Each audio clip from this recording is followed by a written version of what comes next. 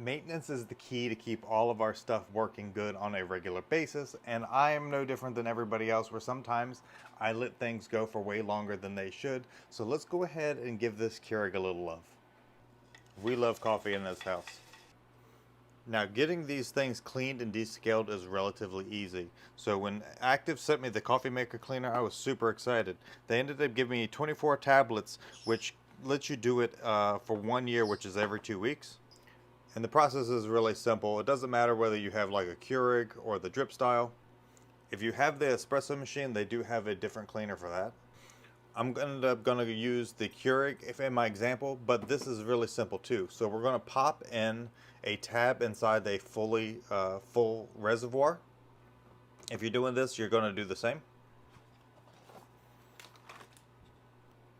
Now, I've actually been using the Active product since the only thing that they had was the washing machine cleaner, and I loved it. So now that they're doing a lot of these other cleaners, I've been trying to use their stuff as much as possible. I also like supporting small family businesses. Let's go ahead and get one of these bad boys and drop it in. Now I'm going to let this thing completely dissolve. Now it does say that you're just going to brew 2 of the largest cycles, but I'm going to brew almost the entire thing because I want to get the most out of it. But it does say just to brew 2 cycles, pour this out, put fresh water in, brew 2 more cycles to get it cleared out. I'm not going to do a little bit overboard and brew everything out of here and then fill it up with fresh water, clean it out, and then do it all over again. Look how cool that is. I'm going to end up using my white mug to see if there's anything that ends up coming in there that we can see. And also, it's one of my biggest mugs I got.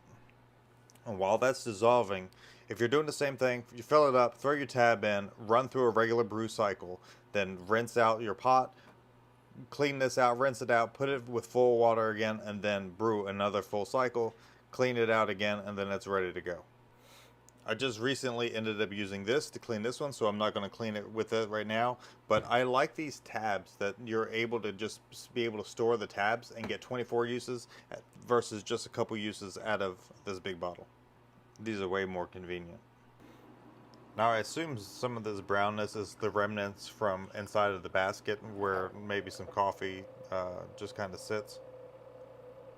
Hopefully between brews it gets clearer and clearer. The tablet's nice and dissolved. The second brew is looking a whole lot more clear than the first. The third one is looking pretty clear. Now I'm going to take this one step further. As you can see here, we've got super hard water, so I'm worried about the scaling. So I'm going to actually let this sit in here for 10 minutes before I do the next round. Now I'm only doing this because it's been a while. If I was cleaning this every 2 weeks like I was supposed to, I probably wouldn't need to do the more lengthy process. But I want to make sure that whatever is inside, because I haven't done it enough, that it gets all cleaned up.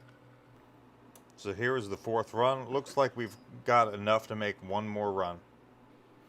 Now I've got it all cleaned up and I'm just doing some of the fresh water now. I even used some of that water that was in there and kind of put it up here where that scale was, and it even got some of that off. Now that I've got it all cleaned up and I've gone through that lengthy process, I'm going to try and get this thing to stay cleaned up and do this every 2 weeks.